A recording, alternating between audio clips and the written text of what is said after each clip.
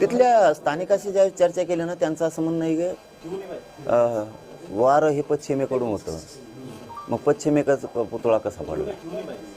आणि मी तेच सांगितलं की काल सरकारला सुद्धा आणि आजही मुख्यमंत्र्यांना सांगतो त्याची सखोल चौकशी व्हायला पाहिजे की असं कसं होऊ शकतं, असं लोकांचं म्हणणं आहे. काही लोकांचं म्हणणं आहे त्याच्यामध्ये फायबर मिक्स होतं ब्रांजमध्ये त्या, म्हणजे जे पुतळा आहे एकूण त्याच्यात काहीतरी, असंही काहींचं म्हणणं आहे. त्याच्यात खोलवर गेलं पाहिजे आणि त्यात राजकारण नाही केलं पाहिजे. हे विरोधी पक्षाने सत्ताधाऱ्यांनी. तुम्ही जर राजकारण केलं, तुम्हाला जर वाटत असलं आम्ही असं आरडाओरडा करू, आम्ही एकामेकाला अंगावर देऊ, एकामेकाला शिव्या देऊ, गोंधळ घालू, मोर्चे करू, हे विषय असाच दबून जाईल, आम्ही दबून नाही जाणार. ते समाज, या राज्यातली जनता आणखीन जागी आहे. तुम्ही जर असंच करत राहिलं आणि लोकांना येड्यात करत राहिलं, पायाखाली टाकणार लोक तुम्हाला. आम्ही आहेत ना, आणखीन काळजी करू नका म्हणा, आम्ही आहेत. तुम्हाला जिरू देत नाहीत दोघाला पण तो विषय.